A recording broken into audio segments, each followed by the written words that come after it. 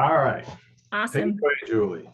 Welcome to our Andy Hines book launch of Imagining After Capitalism. We are so grateful for so many friendly faces. Some of you are well acquainted with Andrew Hines, Dr. Andrew Hines, and some of you may be getting to hear from him for the first time today. I am Julie Rush. I'm an adjunct professor with the program, and also I help run our Foresight Activation Lab and have the honor of being able to facilitate this afternoon. It's afternoon here in Houston, Texas. We recognize people are tuning in from all over the globe. If you're watching the recording afterward, we're still glad that you're part of this. I want to just say a few things about our program and about the lab. Obviously, Andy had a life before Houston Foresight, and he will have a life after. But we really want to acknowledge him as being part of our program in its current iteration. And so a few things about Houston Foresight. Our program is celebrating our 50th anniversary this year. That's a big deal. That's a lot of foresight and a great legacy of a program. We continue to grow and iterate. I am currently part of that program and enjoy being a part of it, and we welcome anyone to check us out. The link is at the bottom of the screen. The program includes a full master's of science, and we currently live in the engineering department. We have a master's certificate. We also do boot camps throughout the year, both virtually and in person. We have students and faculty from all over the world. We are a virtual program, and so we offer our classes online virtually, which allows for lots of diversity and opinions and perspectives that make this such a more beautiful program. We also have the Foresight Activation Lab, as I mentioned. We have 3 pillars of the lab that continue the growth after graduation. Our pillars are expand, experiment, and explore, and those are for our student alumni, our students who graduate, and we stay in touch with as they continue on into the world. We want to keep them iterating themselves, and so micro-credentials, micro-modules, coming back and teaching in the program. Experiment is for our students, and so we want to allow them a sandbox, a test kitchen, a space to be able to play and explore in a safe way. And then explorers with our external partnerships, both internal to the university, but external. And so if you're one of those groups out there that want to partner with us, we'd love to have you. We also do our annual spring gathering, as Andy mentioned before the recording began. This year, again, we'll be celebrating our 50th. And so we have lots of alumni and folks coming back. I refer to it as our family reunion. It's a time for us to come together to celebrate, to see what each other are up to, and, just geek out a little bit. We also go attend conferences together. We do speaking engagements together. We have awards that we do both internally and externally, and projects that we do within the program, and then also with are contracted out with the university as part of our research department. So down at the bottom, you'll see it. You can Google. We have a blog as well, but just a little bit of information about why we're here today. So I'll stop that sharing. Thank you for that. And now why we're really here. Andy Hines. So just to give a bit of an introduction, Andy will share some of himself, but Andy, again, had a life before he came to the program. And so just a quick acknowledgement about that. Andy has been with the UH program since 2004. Before that, he was a partner with Coates and Jarrett. Not sure if Jennifer Jarrett is on the call, but Coates and Jarrett. He also was part of futurist and senior ideation leader at Dow Chemical. He's written 6 other books. He has won awards for that writing and articles. And he also co-founded and was chair of the APF, the Association of Professional Futurists. More than all of that, Andy Hines is a great mentor and has been an amazing teacher for those of us that have gone through the program. And he's a friend. And so, Andy, we are here to learn from you and to celebrate you. So thanks for letting us be a part of it. Awesome. Thank you for that, Julie. And I am really excited about the next generation leadership of the program. We're working on that, and we're going to make it happen. So, but today we're talking about after capitalism. So let me go ahead and share my screen. I just have a few slides. I'm going to do about 15 minutes maybe of remarks to kind of set the stage, and then we will go in. So am I showing the correct screen, or do I need to switch? We can see your slide notes, so you probably want to go into the... There we go. All right. Yeah. So, all right. So first of all, I say, why are we here today? I think we're all here because we want something else. And I came to this topic of imagining the future after capitalism. It really started, little did I know, about 40 years ago. One of the first books I read about the future was Fred Polak's The Image of the Future. And he talked about this idea that we were the successful civilizations and societies of the past, a common feature was that they were guided by a common shared positive image of the future. And that he was, at the time he was writing back in the 70s, he was lamenting the loss of that image capacity, that we didn't have it. And here we are, 40 years later, and I believe we still don't. And that's exactly where I think this work of imagining after capitalism is kind of stepping into that gap. So I think that's why we're here today. And one of the things that I sense is, and I should note that the idea for the book really sprang from one of my students. Now, most of the good ideas come from the students. You guys all know that, right? Back in 2012, we had our spring gathering. We were looking for ideas, and Christopher Manfredi brought up the idea of what's after capitalism. So we did our meeting on it. It was intriguing, and that got me into the spirit of following that topic. About 5 years later, in 2017, I'm like, oh, there's some juice here. I think we're ready, right? I think the world is ready to start thinking about this, and here we are today. And I feel like what I sense, again, having now 40 years of experience working with the future and so many different capacities, is this lack of an image has us in this sort of paralysis state. Right? And we're capitalism is so ubiquitous that we really don't have any other ideas. And again, that's where I think this book comes in. So we want something else. What do we got? So first, I did want to say that what I hope this book would do is show that you can look to the future with good foresight, solid methodology. And so the book follows the framework foresight methodology that Peter Bishop founded, and I kind of worked with him and extended, and which we teach in the program. So it's based on rigorous foresight methodology. So that this as we talk about some really provocative ideas, we feel like we're on a strong foundation, right? So this isn't somebody's opinion. This is really based on methodology. And I did want to call out one particular, I guess, twist or innovation in this particular one is the work of Wendy Schultz in doing images of the future. So she taught an elective for us several years ago on images of the future, and played with a lot of the ideas that I've since incorporated into this work. And one of the things that we did is come up with a template for, if you will, analyzing or comparing the various images of the future that are out there, in this case, relating to after capitalism. And I thought was interesting to point out today is, some of the first categories, pretty obvious stuff. When you get down to the second half, I think, what is it that's different about a guiding image of the future?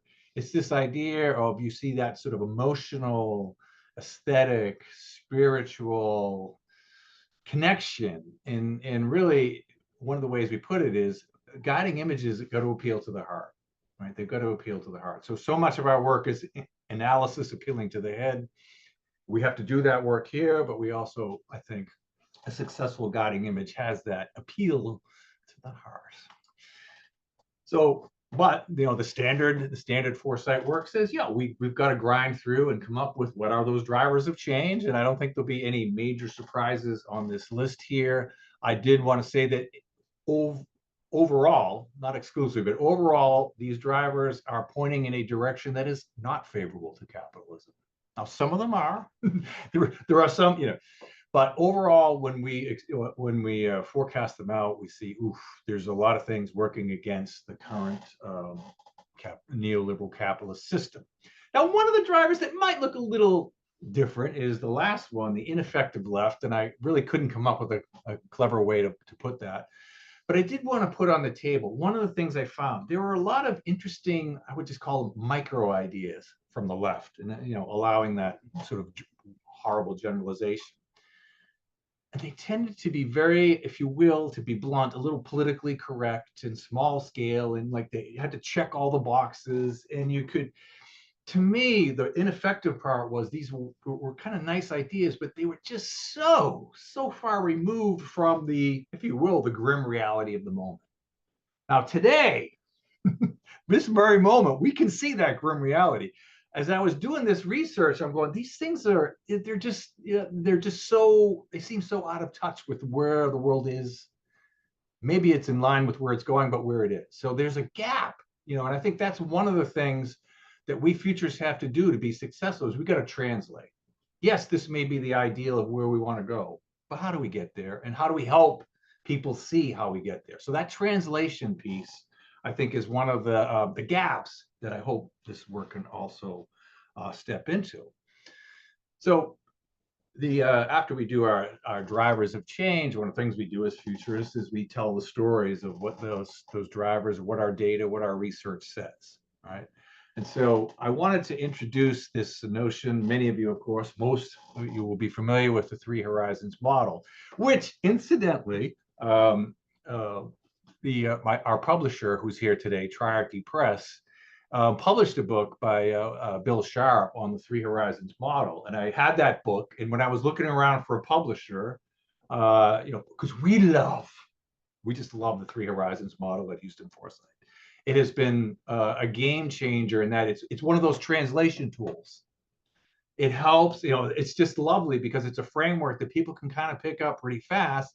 It explains a lot, and we can kind of use it to anchor some of the more esoteric concepts we might be throwing in there. So anyway, I see the Triarchy Press has done this, and so I looked at their catalog. I go, I like these people, systems thinkers, right? They're a systems thinking publishing house. I'm like, that's all right. Anyway, so that's kind of how that connection started, and like I said, just lovely people, and it's really been a great relationship. So, but the Three Horizons, what does it say? So of course, the Horizon 1 is the current neoliberal capitalist system. I did not start out this research, just to be crystal clear. I did not start out the research saying, well, capitalism is doomed. I was like, well, we'll see. Now, 10 years later, I really can't see a way that it can be saved. But I want to say it like this. I don't want us to come away and say, oh, capitalism is evil and the problem with everything. And it is it's a system that does what it does, right? And it did, for many, literally for centuries, if not decades, it delivered on its promise. Now, albeit with faults, it produced economic growth and it produced wealth. And it was more or less in line with the needs of the last couple of centuries. However, the main argument of the book is this system is continuing to produce what it produces, but that's no longer aligning with the emerging future. So it's no longer in alignment. And that misalignment, I just don't think you can extend it. You can keep it going a little bit longer. We can throw some Band-Aids on it, but we can't fix it, folks. That's the bottom line that I've come to. So I've come to decided that, and it's really just a question of time. So I did want to mention timing here. So that system, obviously the three guiding images in Horizon 3 is the main focus of the book. How long does it take to get there? I put it at 20 to 30 years. So this is not an overnight deal. The good news is we have time. The bad news is, can we get there, right? Because obviously there's a lot. And I'm actually, I would say, more worried about the capitalism collapsing sooner because we have nothing behind it. We have no, so in a sense, for all of its ills, in a sense, we want it to keep going as we develop, because we really need to develop the alternatives. We don't have one. We're not ready. So, and one last point about the timing here, you see in Horizon 2, I developed really lightly just to give a sense of the pathway.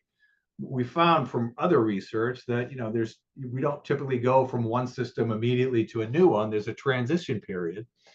Those transitions seem to take place two ways. One is collapse. And I said, what we found in our research when we went back and looked at historical analysis of scenario systems. So when somebody did a 20-year project in the future of something, and we looked at about 78 different sets of that. The collapse pathway does not necessarily lead to transformation. And it seems like, that's it. We're still trying to figure out what happens after collapse, because it isn't necessarily transformation, right?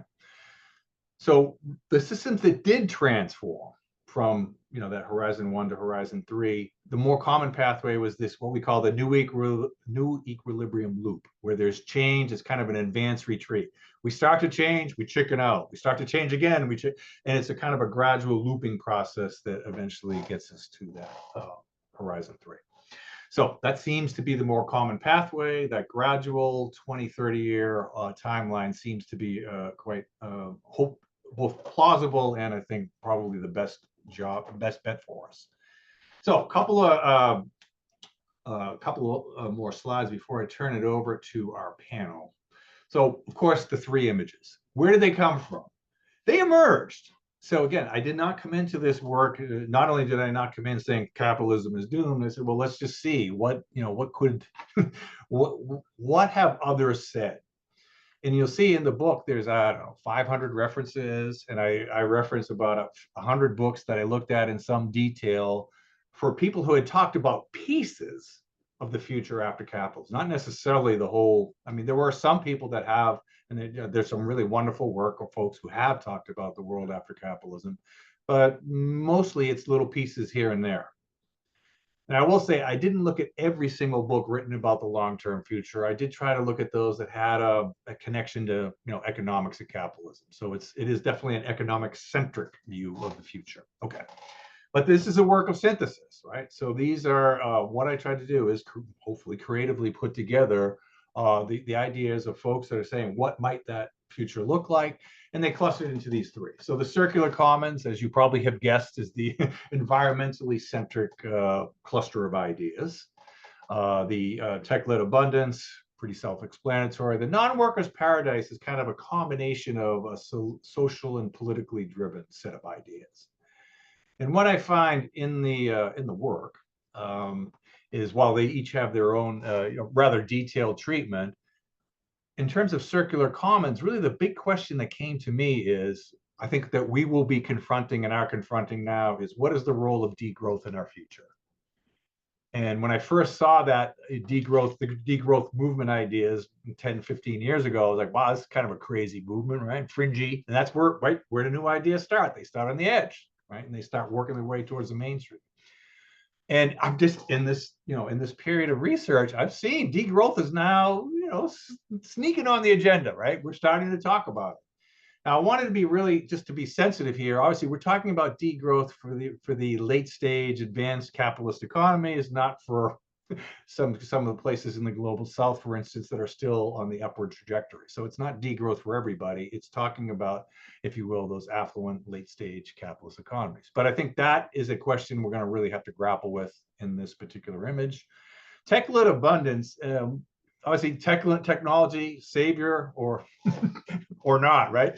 I'm really drawn to the ideas of Richard Slaughter. He wrote a piece many years ago talking about what he felt was one of the big civilizational challenges ahead was that our technological capability had far surpassed our sort of mental capacity to handle it. So our capacity, if you will, is more advanced than us. And we're literally having that debate right now, right? We're seeing with the potential for AI or artificial general intelligence, we're seeing that right now. And do we have do humans have the wherewithal to manage that? We could, I think we do, but will we? So I think that's one of the big issues in tech-led abundance. And then in terms of non-workers paradise, it's really the post-work future is the major idea there. Now, I think there's a lot of evidence to say we're on that trajectory, even though an example there would be something like universal basic income, which again, 10, 20 years ago, for sure, 10 years ago, you brought that up and you get laughed at immediately. And now again, it's as we say, it's entering into polite society. And I'm not saying that's the answer, but it's kind of a milestone in the development of the conversation. So in the non-workers paradise, what might a post-work future look like? So those are some of the highlights of those images. And at the end, we come to what I would call the mindset shift. So in the program, we love, again, systems thinker Donella Meadows, right? We love her model of how do you change a system, right? We talk a lot about, now we simplifying her 9 ways down to 3.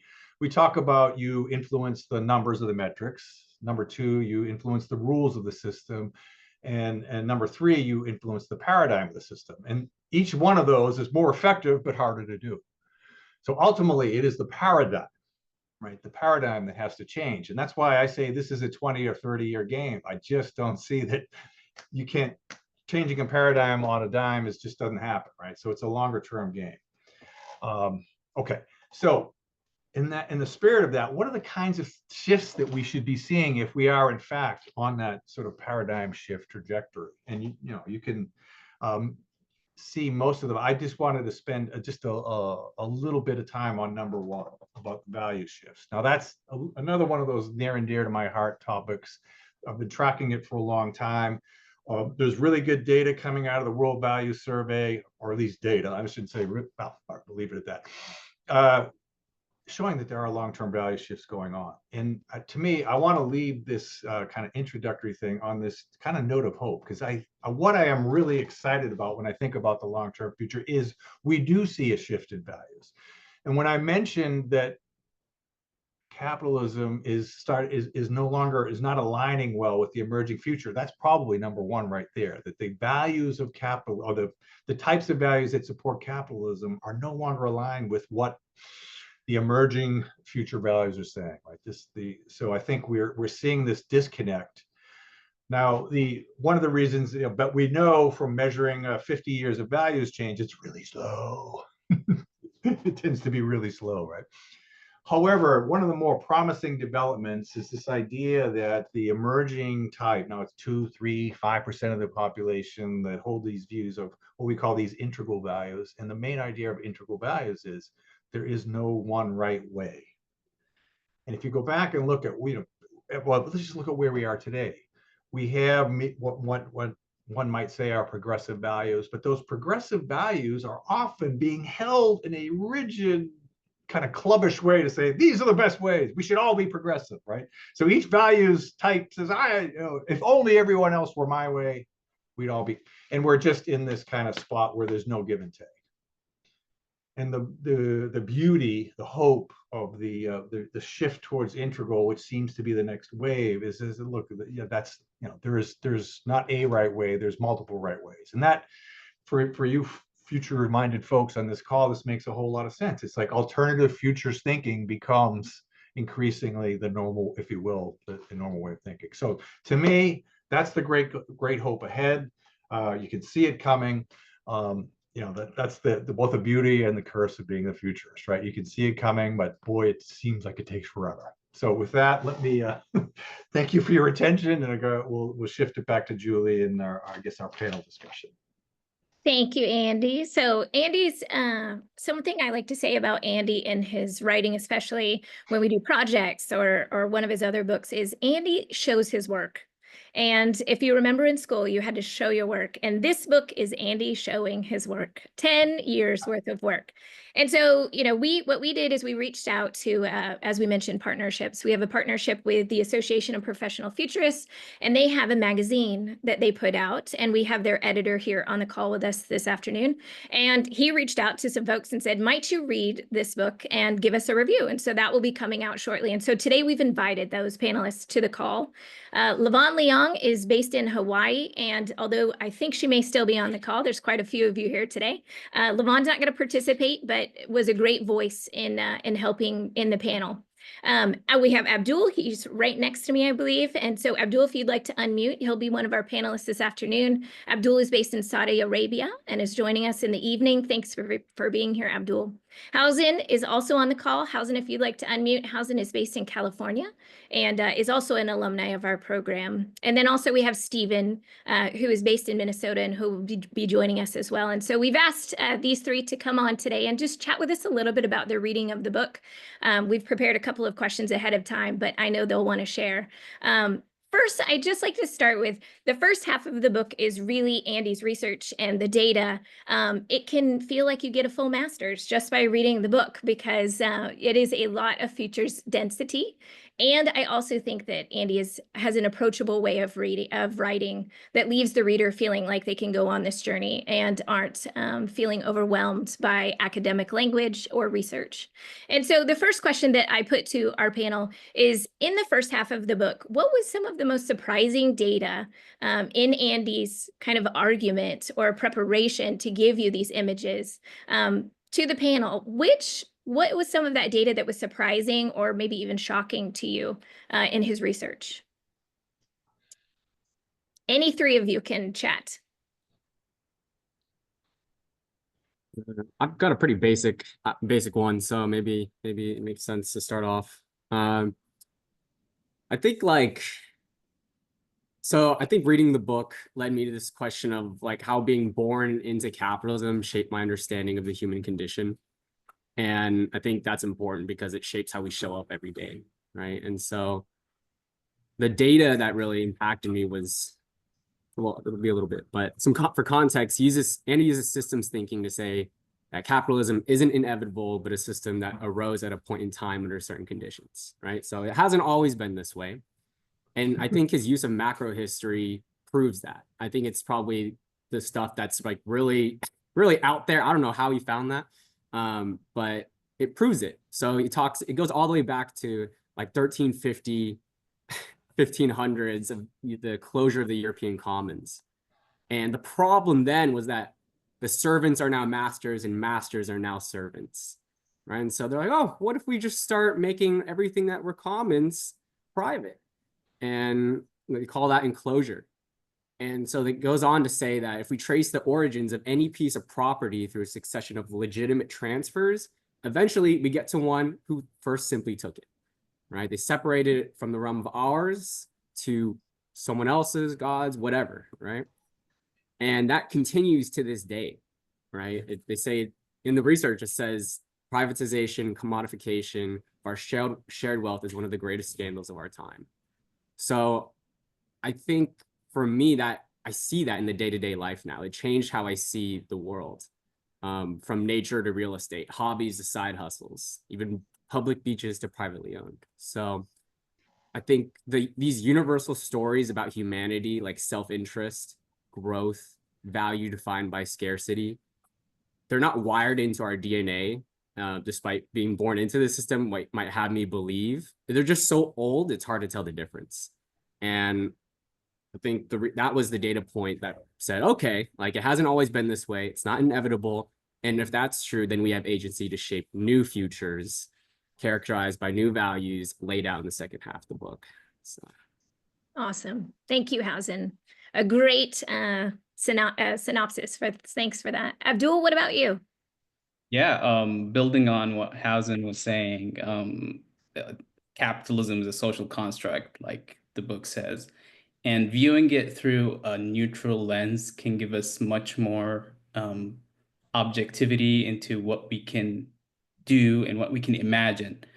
I loved about the book that it shows you all this research through the values lens, right? And how the values influence our day-to-day and even our systems.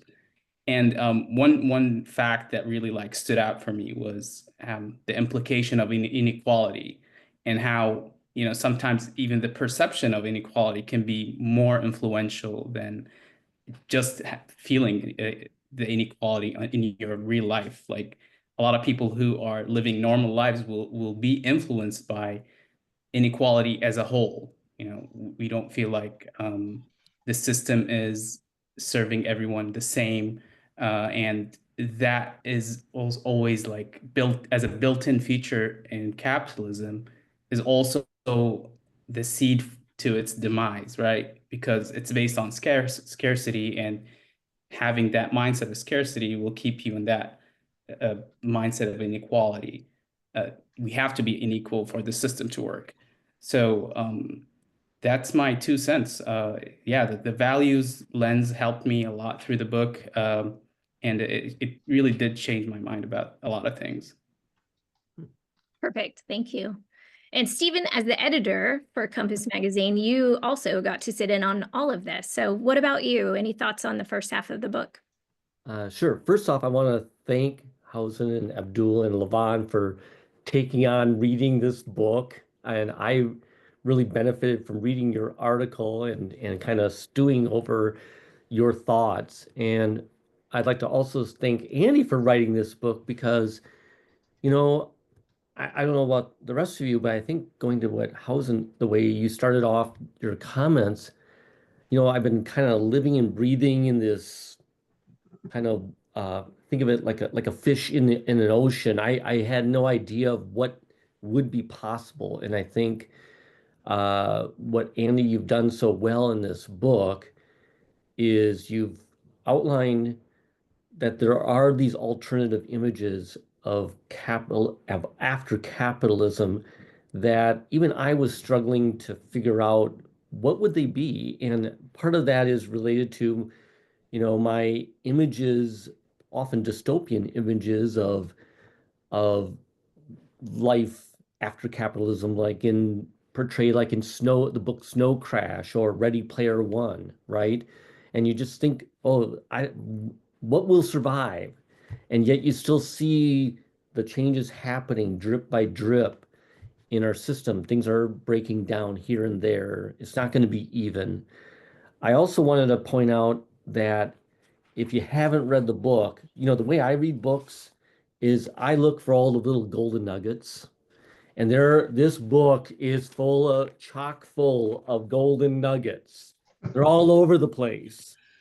Lots of little ideas here and there that you can take to other things. And I just so happened to have a conversation with Richard Slaughter last night, and we were talking about, to me, the image of the future that I kind of go to is this localization, communities taking care of themselves.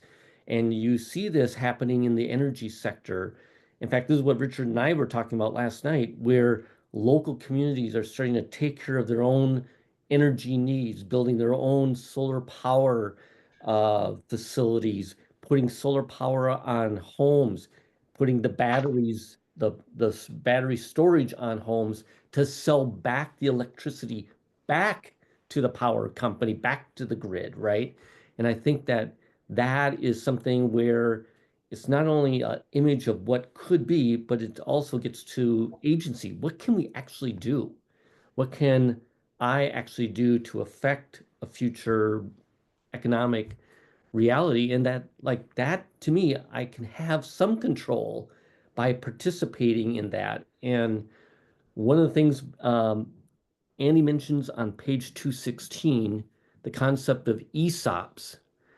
I participated in 2 companies had ESOPs, and that I can directly tell you that those experiences not only affected how I view how an organization could be run, because I felt like I had a greater say in it, but also it contributed to my wealth over time. It really did.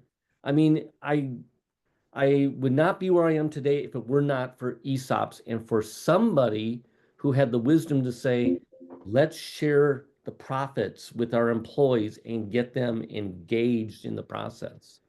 So that's my 2 cents of, wow, this is just an awesome book. You got to read it. It's a must read, and start posting your posts on Amazon, your reader reviews, 5 stars. Thank you, Stephen. That was an excellent recommendation. So the second half of the book, as we mentioned, really gets into the 3 images that Andy presents for us. And what I love is it's not just a science fiction novel where there are these potential realities, but Andy actually takes us through how these things might become possible. And as he mentioned, from Danella Meadows, she shares with us, you go from data, people love statistics, they love numbers, and then you've got to take them down towards that paradigm shift or those value shifts. And so what are the steps to getting there? Sometimes we can change a paradigm on a dime. Some of us may walk out the door today feeling a lot differently about how we entered around capitalism, but most of the time it takes some work. And one of the ways that Andy structures the book around each one of the images is to add in, what are the tools? What are the mechanisms for getting there? What are the activities that might get us towards this potential? Another one is the personnel. Who are the people? Who are the players? Who are the people that are going to be involved in this?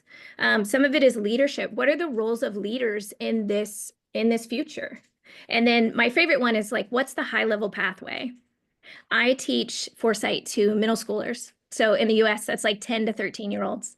And I teach them systems thinking, and they do Foresight projects.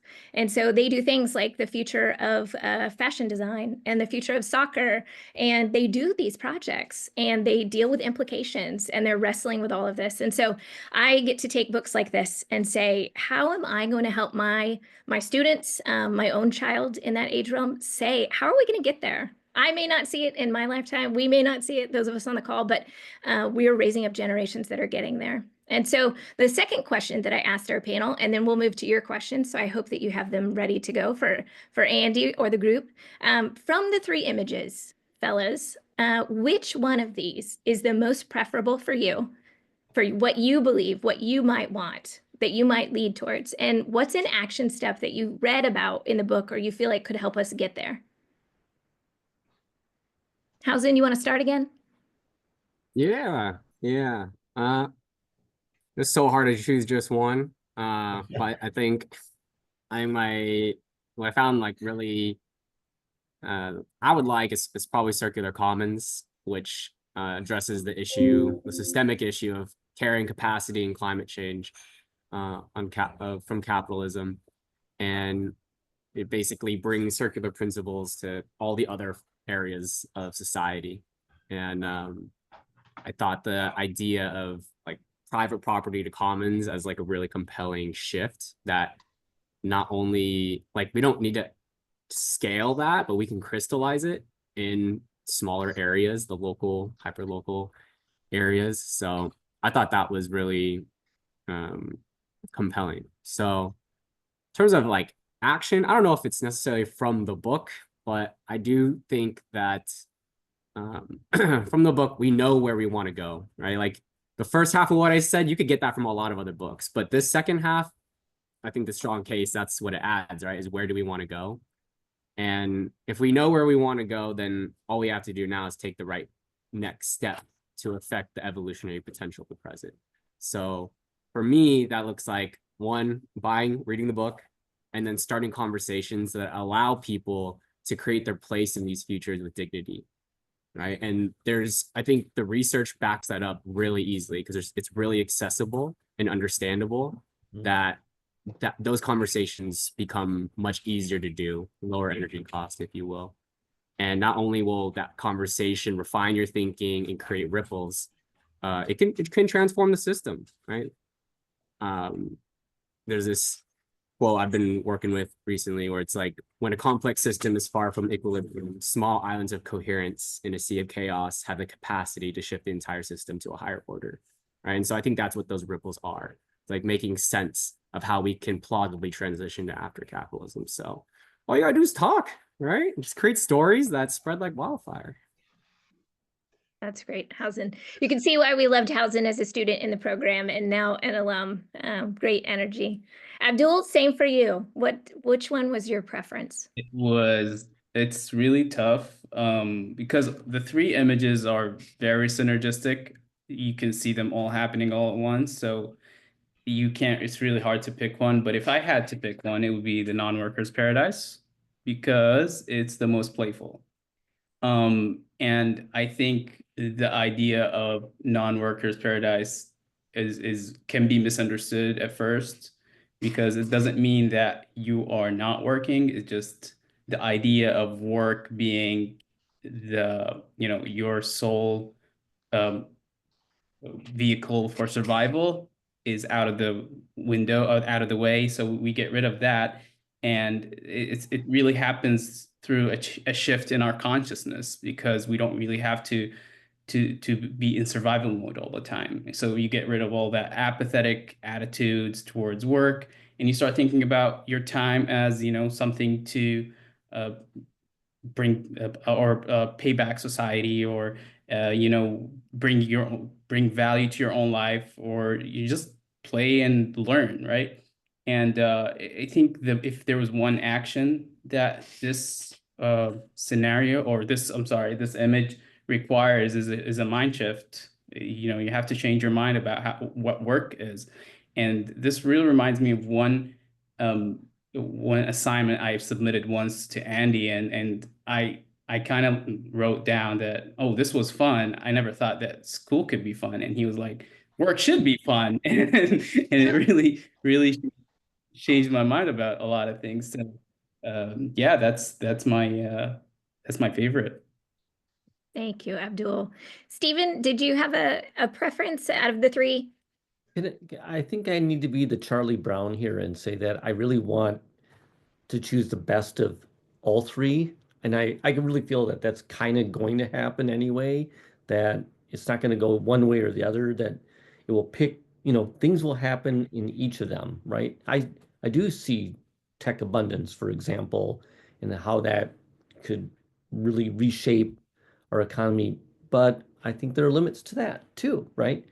I think part of me, and I mentioned it in my earlier comments about localization, I partly see this through the eyes of my two adult kids who are 24 and 22, and what they would love to see happen over the next 20, their lifetimes. And I think it is toward that localization, those creating those communities, connecting with people, collaborating with people again, versus being sold from the oligarchs, right? Some of the words that they would use. And I really think that it's more about, creating local economies with people again and sharing our talents and sharing the best of ourselves at a local level. So that's kind of where I hope it goes. Thank you, Stephen. And it was a bit of a trick question because I think what we know about when we do scenarios and imaging is that we'll see a bit of all of this, but we know we're headed in that direction. And so thank you all three to our panelists who were a part of this reading ahead of time. We'll open the floor for questions. I'm going to start us off though, and then we have a few that are posted in the chat. But Andy Hines, my 11-year-old, wants to know, is that you on the cover of the book? First of all, it was all the artwork was done by the fabulous Denise Worrell, one of our alums and very active in our community, also one of our adjunct faculty. And that is, in fact, Ben Franklin looking through virtual reality glasses. She will be excited to know that.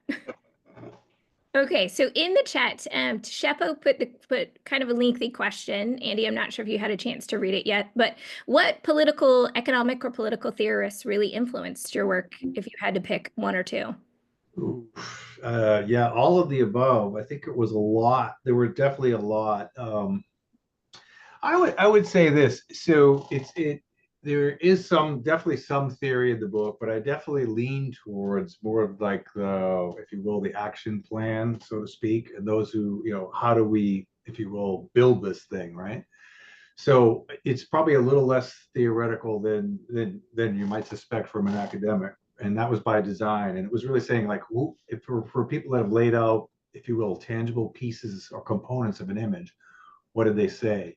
Now, I'm going to actually also supplement that by saying two of the most interesting images I found actually came from science fiction.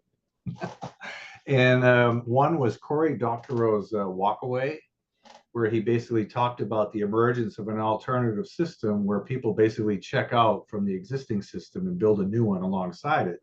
And that actually mirrors a lot of what Stephen's ideas were about the off the grid, the communities, and people developing their own sort of local, and then kind of eventually in the book that scales up. And the second one, now the first one again is a walk away, right? It means we are checking out of the existing system. And I think we can all say, yeah, there's people who say I'm checking out of this thing, right? So that's sort of off the grid. But Carl Schroeder, who came from the OCAD Futures program, they do great work up there. He had a book called Stealing Worlds, and he talked about basically how the gaming community built its own economy within itself, and it gradually got big enough to the point where it became as big or bigger than the quote real economy, right? And this was kind of like the building from within. And the reason I like those two ideas is I think that's kind of like, in a sense, when we think about pathways, there is the walk away, build the example outside the system. And there is also that, how do we build it, if you will, from within the system? So I think those are kind of two, again, I've already mentioned my fear of the kind of the collapse revolutionary pathway. So how do we, is there a way we can build it without having to, go up in flames first? So those are a couple of things that excited me. Yeah, and to Shepo, Kate Raworth and Donut Economics definitely plays a part in the book several places, and so you can read that there. Yeah. We had a few other questions, but if you want to raise your hand, if any of you want to raise your hand, your little digital hand, we can also have some folks that want to come on screen and ask Andy a question as well. But we also had in the chat quite another long question, but feudalism, dictatorship, fascism, etc. Baby boomers perhaps lived through the ideal principles of capitalism minus racism, segregation. How did the term wild capitalism emerge, where both bureaucratic overlords, capitalist overlords emerge? I wouldn't say I specifically know that answer. I did think about, like, how do we get here, right? Like, how do we, and I think one of the things that we study in the Foresight program is, we have a whole course on social change. And I think JT Mudge, who's teaching it now, is here, and he might correct me because he's now the authority, right? But we talk about, this I believe that, as old systems transition or die, if we want to be a little blunt, they get loud, right? So on the way out, this is, in a sense, a last gasp. Now, this could be like I've said, a 20-year gasp. But I think what we're seeing now is almost when you see kind of the extremes of capitalism playing out right now, it's the last gasp, right? And I hope, at least maybe that's the hopeful view of it. But that is a pattern that we see, that on the way, as systems transition and they get more and more desperate, it gets a little funky. Yeah, the energy. I like to say the death rattle rattles us all. It's going to shake us Thank you very up. much, Andy. Yeah, thanks for asking. Good question.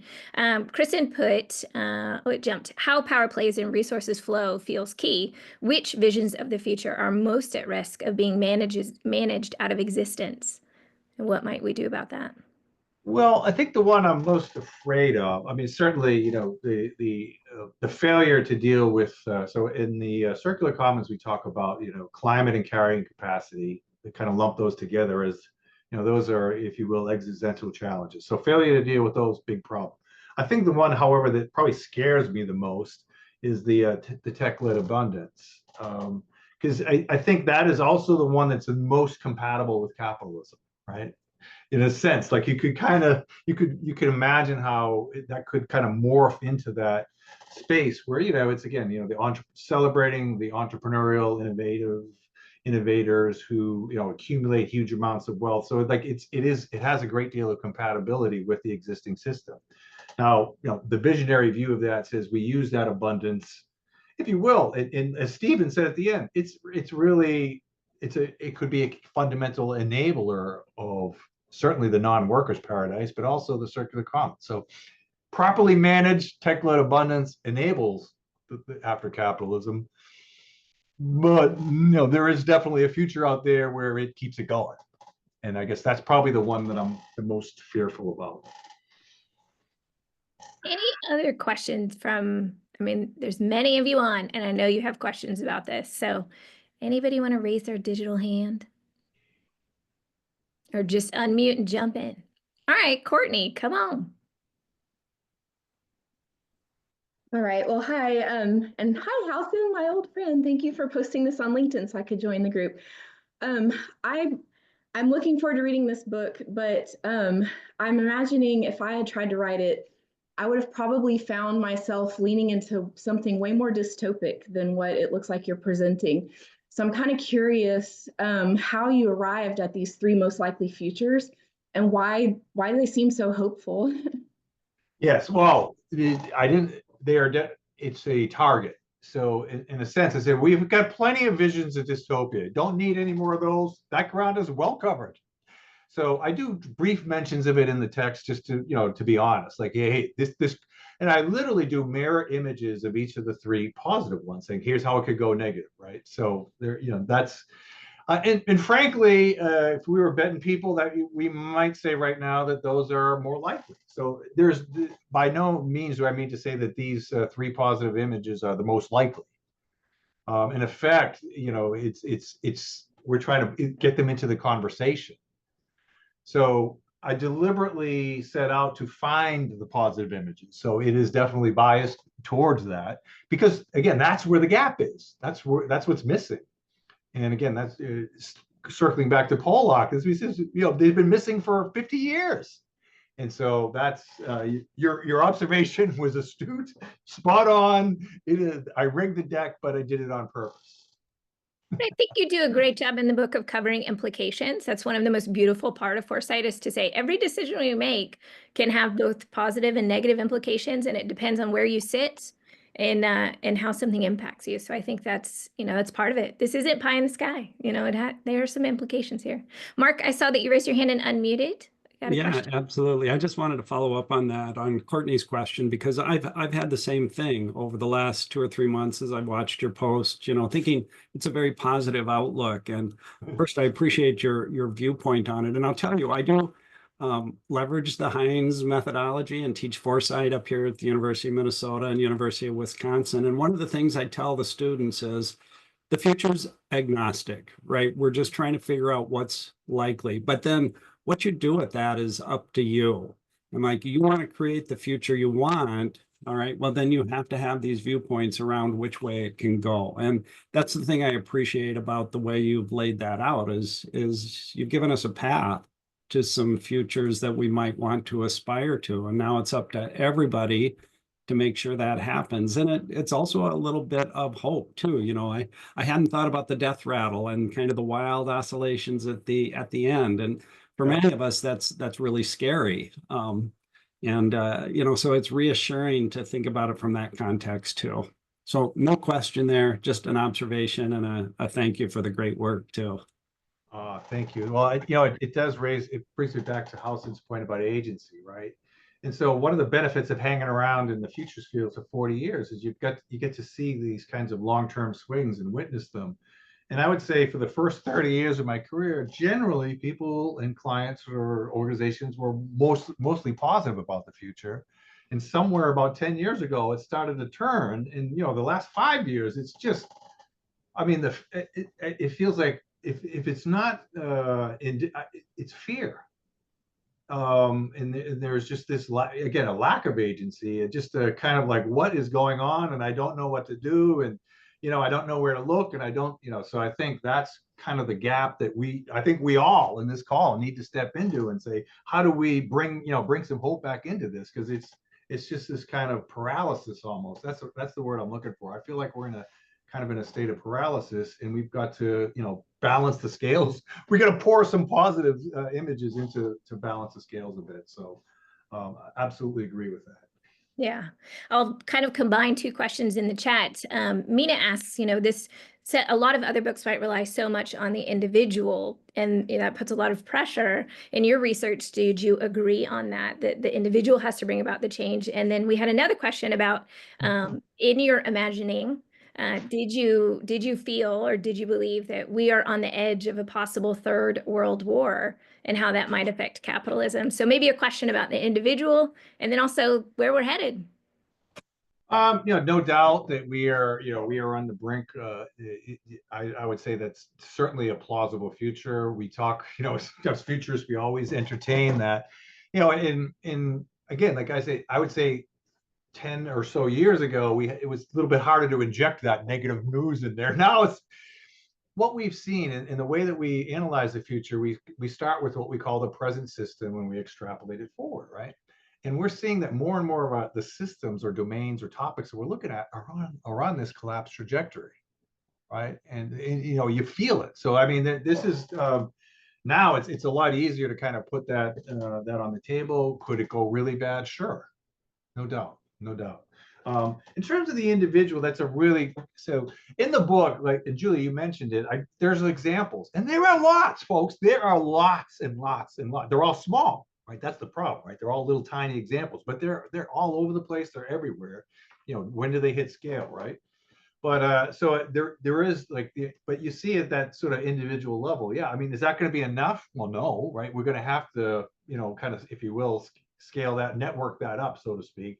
Scale up isn't exactly the right word, but put those networks together, connect those networks, get our mavens like a Jennifer, get our mavens here connecting. So yeah, and I tried to write it from that viewpoint of the individual, because it's like, what can I do? Like, I see this, and that's why I'm here at this, why I'm here today. I see that we need to do something. What can I do? And so there's definitely a little bit of a bent towards that. What can we do? And I think it's important, obviously, pretty important work for us to be doing. I think we have time. Torsten, I saw that you raised your hand. We had a couple more in the chat, but if you want to go ahead and unmute and ask your question so we can fit one more in. Okay, excellent. Hi, Andy. Excellent work. Very intrigued by your work. And I am in the interesting position of trying to introduce the idea of futures thinking into a corporation, where basically if we look beyond the quarter, that's great. If we plan 1 year, year ahead, that's strategic. And now I'm looking into your vision of like 30 years down the road.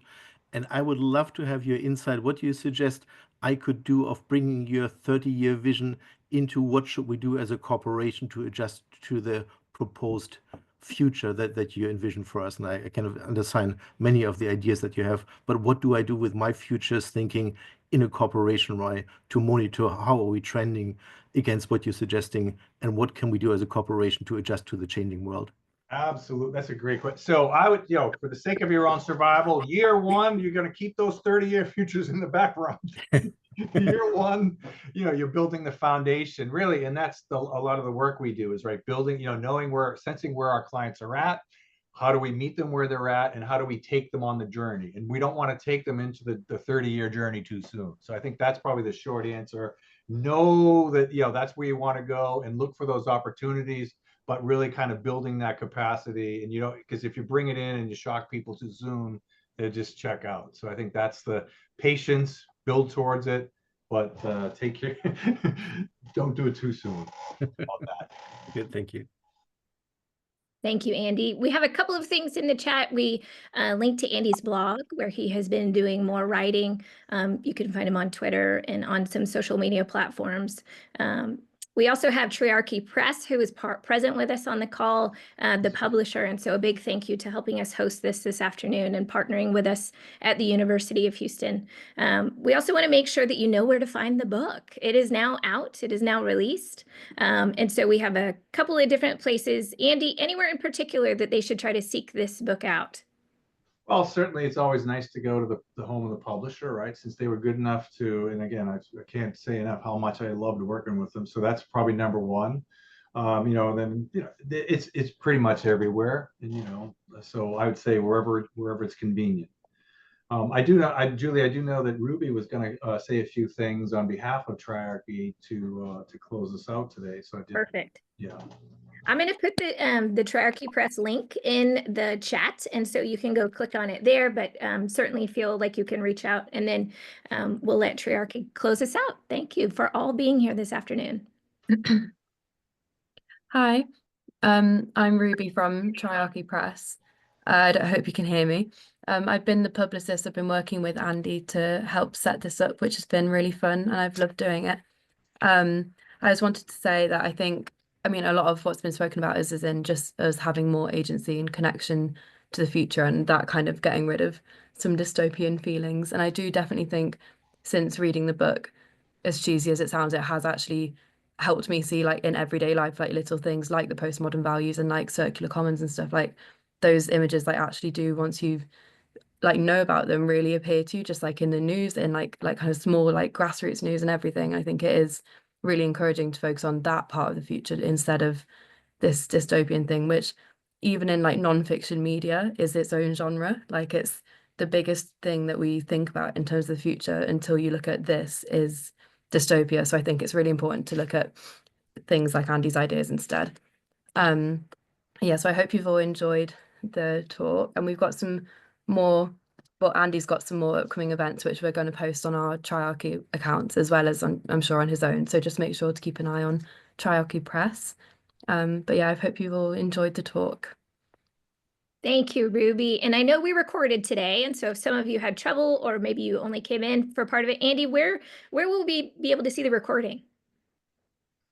I will definitely put it on my blog and all the various social medias. And again, that's where I really, Ruby and I have been working together for a while. You can probably see that the image quality has gone up. The post looking a little snazzier lately, and we can thank Ruby for that. Awesome. At some point, it's back to boring Andy, right? Big congratulations, Andy Hines. Thank you all for being here this afternoon, and we hope to see you in the futures. Thank you so much. Thank you so much. I really appreciate it.